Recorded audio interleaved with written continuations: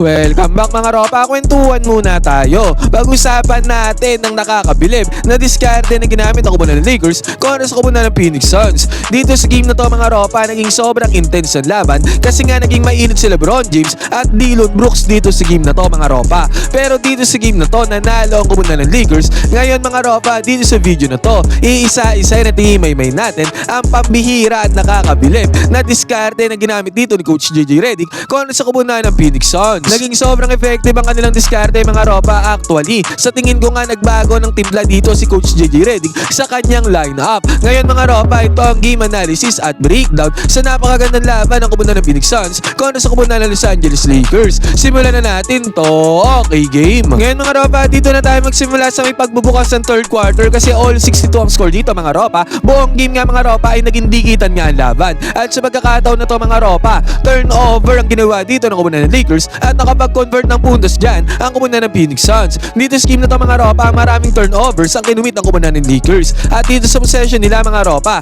ang play na ginawa nila dito mga ropa ay high screen action dito kay DeAndre Ayton at Luka Doncic. At sa pagmamando dyan ng bola ni Luka Doncic, nakakuha siya dyan ng 2 points basket is good. At ito mga ropa, sa pagkakataon na to, pagbubukas pa lamang to ng third quarter nagkakainitan kaagad dito si LBJ at Dillon Brooks. Kitang-kita natin dyan mga ropa, galit na galit dito si LeBron James kay Dillon Brooks mga ropa sa hindi malaman na dahilan. Lumakad lang dyan palayo si Dillon Brooks mga ropa, pero si LeBron James ay nag-uumusok sa galit dito kay Dillon Brooks. Maraming umawat dyan kay LBJ mga ropa, halos ma-high blood na nga dito si LeBron James mga ropa against kay Dillon Brooks. Talagang pikon na pikon si LeBron James kay Dillon Brooks mga ropa, pero eventually siya ang natawagan dyan ng referees against kay Dillon Brooks. At eto na mga ropa, sa possession dito ng kupunan ng Phoenix Suns, Dillon Brooks ang naghahawak ng bola dyan. Natawagan ng offensive foul dito itong si Dillon Brooks against kay LeBron James. Makikita natin mga ropa, talagang nagkakagirian ang dalawang players na to. At sa possession dito ng kupunan ng Lakers mga ropa, na-attract dito ni LBJ ang defenders doon sa may ilalim. May option siya dyan mga ropa na ipasa kay DeAndre Ayton yung bola, at ganoon naman ang ginawa dyan ni LBJ mga ropa. Sobrang commendable ng performance ni DeAndre Ayton dito sa game na to mga ropa. Sobrang solid ang kanyang impact na pumasok ang kanyang tirada dyan mga ropa. Basket is good. Yun nga lang mga ropa, sa pagkakataon na to, ang bawat tirada ng kupunan ng Lakers ay nasasagot dyan ng kupunan ng Phoenix Suns. Sobrang hirap na tira para kay Devin Booker mga ropa, pumasok yan. Nagmintas ang tirada dito ni Luka Doncic. Eto talaga ang problema sa Lakers mga ropa. Minsan tinatamad talaga sila sa depensa. Kitang-kita natin dyan mga ropa, nagkaroon ng easy fast break dyan ang kupunan ng Phoenix Suns. Basket is good. Biglang ang uminit dyan ang kupunan ng Phoenix Suns sa opensa mga ropa. Sunod-sunod na puntos ang kanilang ginawa sa depensa ng kupunan ng Lakers mga ropa. Natulog ang depensa dyan ng kupunan ng Lakers. At sinabi ko nga sa inyo mga ropa, sobrang commendable talaga ng ginagawa ni DeAndre Ayton. Nagmintis dito si Luka Doncic mga ropa, pero guess what? Guess who? Kung sino nasa ilalim para sa kupunan ng Lakers, walang iba mga ropa kundi si DeAndre Ayton. Nakuha niya ang second chance points niya na itong offensive rebound. Basket is good para kay DeAndre Ayton. Pero sa pagkakataon na to mga ropa, still wala ng 5 minuto natitira dito sa may third quarter. 77-73 pa rin ang score. May 4 points pa rin nakalamangan dyan ang kupunan ng Phoenix Suns. Pero buti na lang mga ropa, sa pagkakataon na to, nag-adjust bigla ang depensa ng kupunan ng Lakers. Biglang tumindi ang kanilang depensa mga ropa. Una na nga to mga ropa, Jake LaRivia nagkaroon ng good defense dito mga ropa. At yan sa good defense na yan, nakapag-convert pa ng fast break dito si Jake LaRivia. Sobrang commendable din niya dito sa may game na to. Easy 2 points para kay Jake LaRivia. And then after nito mga ropa, nagmintes ang tirada ng kupunan ng Phoenix Suns dyan at nakuha nila ang offensive rebound. Pero good dance naman ang ginawa dito ni Gabe Vincent para makuha yung bola sa kupunan ng Phoenix Suns. Sinabi ko nga sa inyo mga ropa,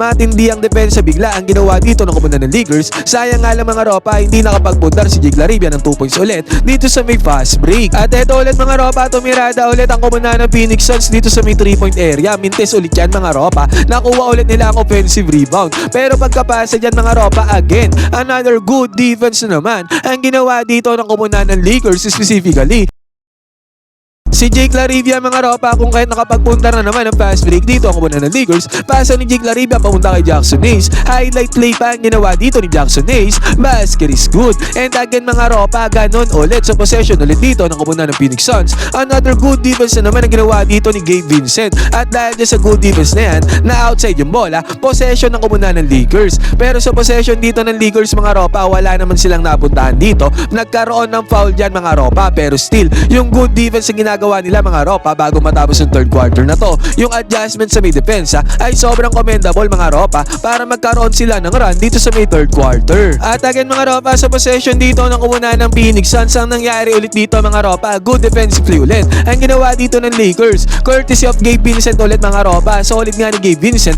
dito sa may third quarter, nakapag-draw siya dyan ng charging foul mga ropa. At dahil dyan sa charging foul na yan mga ropa, nagkaroon ng possession dito ang kumunan ng Lakers na kung saan nagkaroon pa ng hustle play dyan itong si Jackson Hayes para matapik niya yung bola papunta kay LBJ na nagresulta sa easy 2 points mga ropa. Basket is good. Kung at sa pagkakataon na to mga ropa, naging 82-77 na ang score. Lumobo na dyan ang kalamangan ng Lakers sa 5 puntos. At ang nangyari pa dito mga ropa, again, Jake Laribia na naman mga ropa, defensive presence, natapal niya ang tirada dito ng kumunan ng Phoenix Suns. Pero yun na nga lang mga ropa, again, hindi na naman nakapag-convert dito ng puntos si Jake Laribia. Pero A+ mga ropa para sa effort. Grabe ang effort na ginagawa ni Jake Laribia in terms of defense. At dahil dyan mga ropa, doon sa may ilalim dito sa possession ng kumunan ng Phoenix Suns, na-foul naman dito si Jackson Hayes. Nakapag free throws dyan si Jackson Hayes mga ropa, pumasok naman ang kanyang mga tirada sa may free throws.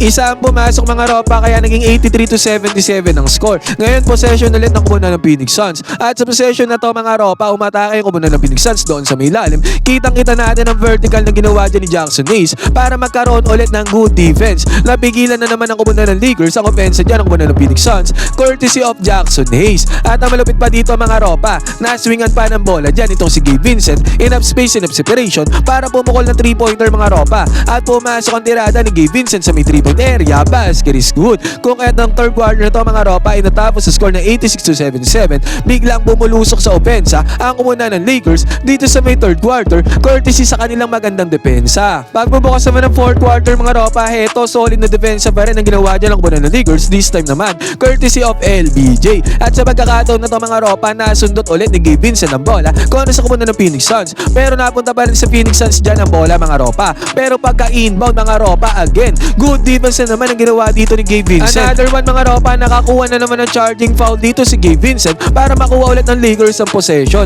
At sa possession dito ng Lakers mga ropa, nagkaroon ng offensive rebound dito itong si Jared Vanderbilt. I-comment din natin ang ginawa ni Jared Vanderbilt dito sa game na to mga ropa. Magandang performance sa kanyang pinakita. At dahil dyan na foul dito si Jake Laribia mga ropa, nakapagpunta na siya ng puntos dyan sa may free throw area. Naging 90-77 ang score mga ropa dito sa may fourth quarter. Lumobo na sa 13 points sa kalamangan dyan ang kumunan ng Lakers. At sa senaryo naman na to mga ropa, sa possession dito ng kumunan ng Phoenix Suns, active hands, good defense ulit ang ginawa dito ni Jared Vanderbilt. Eto na yung sinasabi ko mga ropa, na binalasan na ni Coach JJ Redick ang kanyang lineup at pinasok na nga niya sa lineup itong si Jared Vanderbilt na naging sobrang effective dito sa game na to. Yun nga lang mga ropa, sayang hindi nakuha ni Jared Vanderbilt ang fast break dyan. Pero still mga ropa, nagmintos naman ng tirada dito ng kumunan ng Phoenix Suns. At dahil dyan mga ropa, possession ng kumunan ng Lakers, magandang positioning ang ginawa ni Jackson Hayes doon sa may ilalim. Nabigyan siya ng bola dyan ni LeBron James. Hindi niya naman napasok yan mga ropa. Yun nga lang, may foul naman na nakuha dyan si Jackson Hayes. Dalawang free throws na nakuha dito ni Jackson Hayes mga ropa. Basket is good yan. At sa pagkakataon na to mga ropa, ganoon ulit. Another good defense na naman ang ginawa dito ni Jared Vanderbilt. Another steal yan mga ropa. This time, tumuloy na yung steal mga ropa. Nakuha na nila ang steal dyan. Nakakuha pa ng offensive rebound dito si Jared Vanderbilt mga ropa. At sa offensive rebound na yan, nakapagpundar na pumasok ang 3-pointer dito ni LBJ. Basket is good. Kung kahit sa pagkakataon na to mga ropa, napatimeout na dyan ang kumunan ng Phoenix Suns, tumatingin na 18 points na ang tambakol nila dito mga ropa,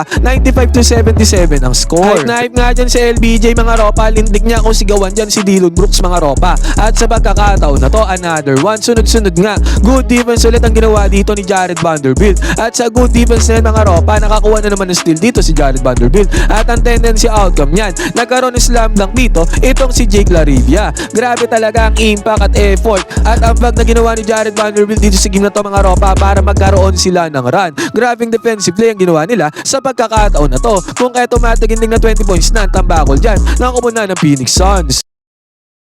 At anong nangyari dito mga ropa, nagmintis na ang tirada dyan ang kumunan ng Phoenix Suns mga ropa. Yun nga lang dito sa may fast break, easy layup na sana to para kay Marcus Smart. Yun nga lang mga ropa, hindi niya tinira yan. Nag-turnover pa dito ang kumunan ng Lakers. At dito sa pagkakataon na to mga ropa, dyan na nakahabol ang kumunan ng Phoenix Suns. Biglaan lang mga ropa, biglang nagkaroon ng run dyan ang kumunan ng Phoenix Suns in terms of offense. Samantalang ang Lakers naman mga ropa ay nagkaroon ng drought. Sunod-sunod na puntos ang ginawa dyan ang kumunan ng Phoenix Suns mga ropa. Pinangunahan niya ni Dillon Brooks. Maraming puntos ang ginawa dyan ni Dillon Brooks. At sa pagkakataon na to mga ropa, si Gillespie ay nakapukol ng 3-pointer dito sa may right side mga ropa. Pumasok ang tirada dyan ni Gillespie. Nagkaroon na nga ng run at sunod-sunod na puntos dito ang kumunan ng Phoenix Suns mga ropa. Basket is good. Kung kahit naging 111-100 ang score dito mga ropa, crunch time na to, wala ng 3 minuto ang natitira dito sa may 4th quarter. Samantala mga ropa, nagmimintis naman ang tirada dyan ang kumunan ng Lakers. Sunod-sunod na mintis ang kanilang ginagawa mga ropa. Nagkaroon nga sila ng drought in terms of offense. Nagkaroon pa ng fast break slam lang dito ang kumunan ng Phoenix Suns mga ropa. Basket is good yan.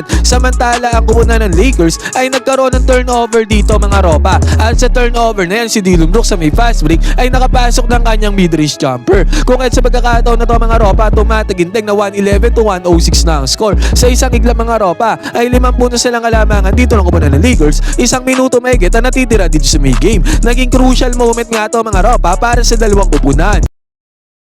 At eto nga mga ropa, sa possession pa dito ng una ng Lakers. Tumirada dito si Luka Doncic ng contested 3-pointer. Nagmintas yan para kay Luka Doncic. At ang masaklap pa dito mga ropa, sa may transition offense ang kumanda ng Phoenix Suns. Gillespie ulit mga ropa, wala na namang bantay. Dito sa may 3-point area, I mean enough space, enough separation na mayroon dyan si Gillespie mga ropa para pumukol ng 3-pointer. At pumasok pa ang tirada dyan ni Gillespie sa may 3-point area. Basket is good. Kung at sa pagkakataon na to mga ropa, naging 111-109 ng score.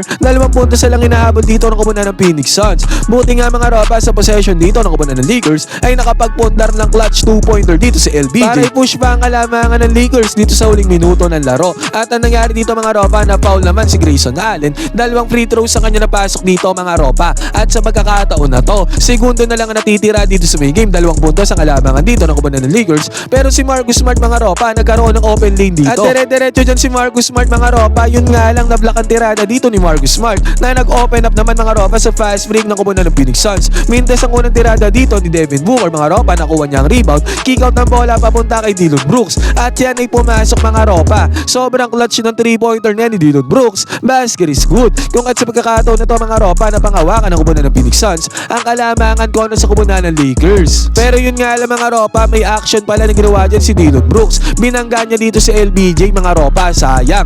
Natawagan siya dyan ng technical foul. Na-ejected dito si Dillon Brooks mga ropa. Nagkaroon ng free throw and na possession dito ang kumunan ng Lakers. Yun nga lang mga ropa, sayang. Hindi pumasok ang free throw dito ni LBJ. Possession ng Lakers. At sa possession dito ng Lakers mga ropa, ang nangyari naman dito na foul si LBJ. 3 free throws ang tinake dito ni LBJ mga ropa. Segundo na nga lang natitira dito sa may game. Ang masaklap, nagmintes ang unang free throw dito ni LBJ mga ropa. Buti na lang yung 2 free throws ay napasok dito ni LBJ. Kaya lumamang dyan ang kumunan ng Lakers ang 1 puntos mga ropa. Possession dito ng kumunan ng Phoenix Suns. Hindi na sila nakapagpundar dyan ng puntos. Naging sobrang clutch, sobrang intense ang laban na to mga ropa. At eventually nga, nanalo ang kumunan ng Lakers doon sa may dulo. Ngayon mga ropa, ano masasabi nyo sa napaka-intense ng laban na to sa pagitan ng 2 kupunan mga ropa? Sobrang ganda ng laban pero nanalo dyan ang kumunan ng Lakers. Pwede kayo mag-comment dyan sa baba ng opinion mga ropa. Magkwentuhan tayo.